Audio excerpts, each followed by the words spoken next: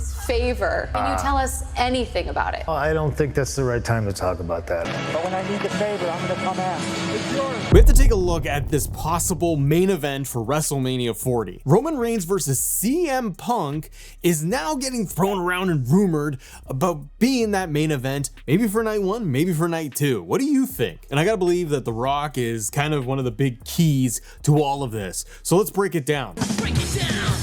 No, not like that. Like I said, The Rock is kind of the key element to all of this for all of the main events and a lot of the storylines, which is, it really is unfortunate because I don't think that that should be plaguing WWE from making big decisions, big moves. And I say that because last year we saw what happened with him inserting himself into the Cody Roman storyline and how WWE did need to shift things around. And I don't think they want to do that, and I think we have seen WWE plant a lot of seeds along the way for the last several months to give them options for their night one, night two main events. Seth, Punk, Cody, Kevin Owens, Randy Orton, Roman Reigns and Cody, Roman Reigns and Punk, Roman Reigns and just anybody else. Not to mention on the women's side, if they wanted to do Rhea Ripley in a main event. So how did WWE get here and how did they get there to Mania 41 with Roman versus CM Punk? If you look back when CM Punk made his return to WWE, he did acknowledge the tribal chief Roman Reigns. I found that interesting.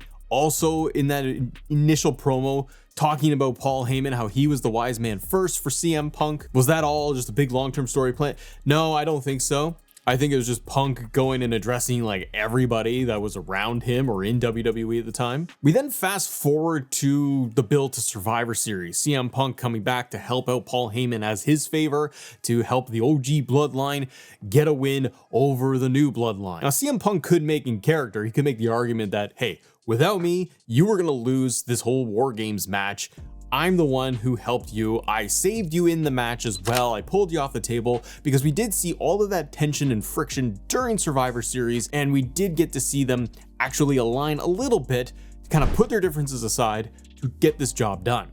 Now, leading up to Survivor Series War Games, we did get the sit-down promo, the cinematic stuff that they like to do, where you had Punk and Roman and Paul Heyman in the middle, and they're going back and forth. Roman Reigns, in character, he does not like CM Punk. He doesn't like anything that he brings to the table, just no pun intended, but he doesn't like any of this, and he doesn't like that he is kind of in the middle in the wedge with Paul Heyman. Now, what's interesting is looking at Heyman right now, looking at Roman Reigns right now. After War Games, we know that we are building to Roman versus Solo on the January 6th episode of Raw, and we know that we are building to Punk and Seth on Raw as well. Those are massive main events that arguably could main event any pay-per-view, and some could even be on WrestleMania. But what's interesting to me is looking at how Paul Heyman has not turned away or anything from Roman Reigns up to this point. Survivor Series happened, they got the win, and now they are very focused on Solo Sikoa, and Paul Heyman is right by his side of his tribal chief. What could be interesting on Raw, though, is the dynamic, if they choose to do this, to look at those little moments between Roman Reigns and CM Punk if they want to go down that path at all. Now, if we are going to get Punk versus Roman for the main event, I would think that that would line up better if it was going to be night one main event. If The Rock does get involved in all of the WrestleMania plans, I think there's a couple of ways he could pop up. That episode of Raw on Netflix, the debut, is treated like a pay-per-view. Like, let's be honest, they are building this thing to be huge. And we know that between Roman versus Solo in that match, it's tribal warfare combat rules,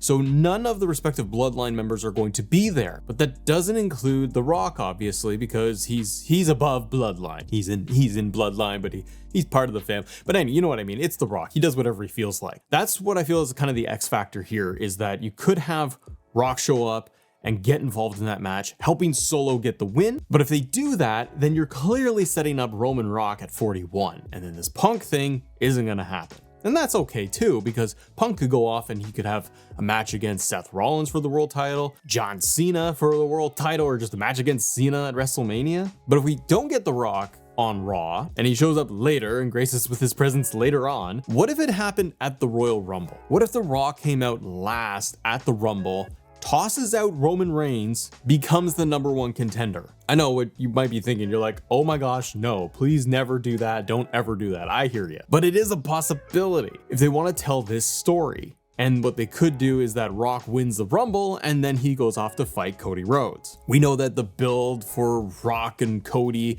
that match, it's something that I think a lot of fans want to see. I think WWE would want to do that match. And frankly, a lot of WrestleMania 40 build was Rock and Cody and that dynamic, and Roman was almost kind of like backseat in that a little bit in some of the promos and some of the segments. Personally, I like to see Cody and Rock have a match, and if you only got a couple of shots with The Rock here, then you could do it main event night 2, Cody versus Rock. I don't know how that plays out. Does Cody lose the Undisputed Championship to The Rock? Does The Rock lose in the one match that he does, and then that just keeps Cody going as champion? Because if Cody beats The Rock at Mania, just a sidebar for a second, if Cody beats The Rock at WrestleMania, how does Cody lose to anybody ever? I think it would be more compelling if Rock won. He's got the title. I don't know how they would go about defending that. But anyways, if that is going to be a main event of Cody and Rock at WrestleMania, you could have in that Royal Rumble CM Punk, Roman Reigns, Rock obviously, and if Rock eliminates Roman, Punk gets eliminated either by Seth, Gunther, John Cena, or Roman Reigns. And Roman Reigns eliminates CM Punk in the Royal Rumble with Paul Heyman ringside. If you can get Roman to eliminate Punk,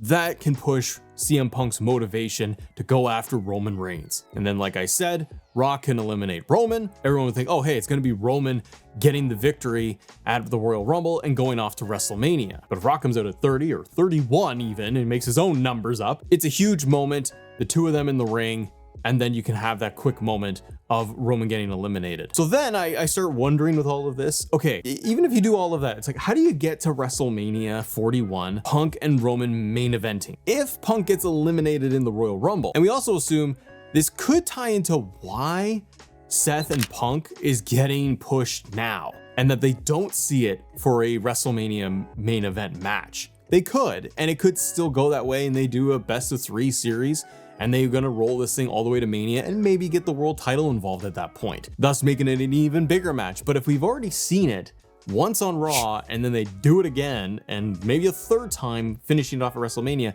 is that really what fans are gonna be enjoying or clamoring for? Because it won't be that fresh anymore. So if they wrap up Rollins and Punk before Mania, I feel like that does definitely open up this window for you to be able to get Roman and Punk. But as I said, how do you get there and how do you make it make sense? That's the hardest thing here. I think one of the ways you would make sense of all of this is having that elimination in the Royal Rumble. Roman eliminates Punk. Punk then turns around to Paul Heyman and he cashes in his favor. It's a Money in the Bank situation, but just with favors. So then you could have CM Punk tell Paul Heyman that what he wants for WrestleMania is a one-on-one main event match against Roman Reigns. It could be just that simple and that clean cut. Now, in the world, like in WWE storyline land and all that, how do you make it so you're just like, well, how come the guy can just go up to the WWE and say, I want main event? He doesn't win the Rumble, so how does he deserve it? Again, if Rock wins, Rock's going night 2. And sure, Punk and Roman wouldn't have a title on the line, but you could have it for the services and the friendship of Paul Heyman being involved, and that would be a huge dynamic. And frankly, Punk's motivation could be,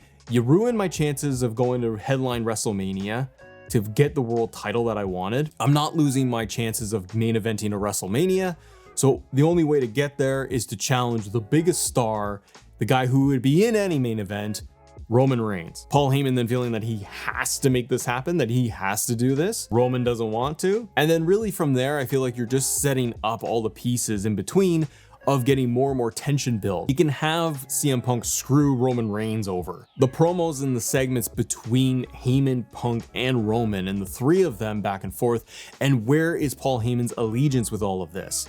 You then could get to WrestleMania 41 main event, Punk versus Roman, Paul Heyman sandwiched there in the middle, and you could almost have a WrestleMania 17 moment with these two guys, whereby Paul Heyman could turn on Roman Reigns. Roman loses the Rumble to The Rock. So he's still got that whole business with The Rock to figure out by like WrestleMania 42. And maybe that's where they'd have like a tribal chief championship, because that was rumored too, wasn't it? The ultimate title for the bloodline. But with a comparison to WrestleMania 17, you could have Paul Heyman at the very end slide in a chair and gives it to CM Punk to then take out Roman Reigns. The ultimate coup and everything, and Paul Heyman turns his back on Roman Reigns and off they go. CM Punk goes on a heel run for 2025 and then goes off to win maybe the world title after that. Roman doesn't need a victory. Punk is gonna get desperate, I think, and do anything he can to get that main event and to keep winning. And I think that's part of it with all this favor stuff, is that he cashes in these favors with Paul Heyman so that he can stay on top. It makes Roman a bigger babyface, and if you've got like a tweener heelish CM Punk, it's kind of one of the best dynamics of his character. And we've seen Paul Heyman and Punk as heels together, Paul Heyman managing CM Punk. It's great. So if Punk could come out of night one beating Roman Reigns, Roman then has no wise man, no championship, and he's got to spend the rest of the year building himself back up to eventually get his title back of Roman Reigns, tribal chief, head of the table, by challenging The Rock. Punk then goes off and he could have an amazing 2025. He's the guy who beat Roman Reigns in his main event, and he got his main event moment. Now he's got Paul Heyman by his side, and they could focus on the next steps. To me, that would be the world title or Cody's championship. And depending on how rosters shake out and all that stuff, who the hell knows, but it could be very, very interesting. And you could end up having a situation where Punk can either just go and challenge for like the world championship, win that, go and have a match at SummerSlam against like Cody for his title, or you could even have CM Punk win Money in the Bank. Another favor of Paul Heyman could be getting him into the Money in the Bank ladder match, Punk winning the ladder match, and you got CM Punk as a 3-time Money in the Bank winner and cashes in on like Cody Rhodes. A lot of this all hinges on The Rock, and I don't like that. Is it a compelling match and opportunity to have CM Punk versus Roman Reigns in a main event? Absolutely. And Cody versus Rock is also pretty interesting too. If WWE does this, what do you think? And is it the right move for Punk, Roman, Rock, and everyone involved?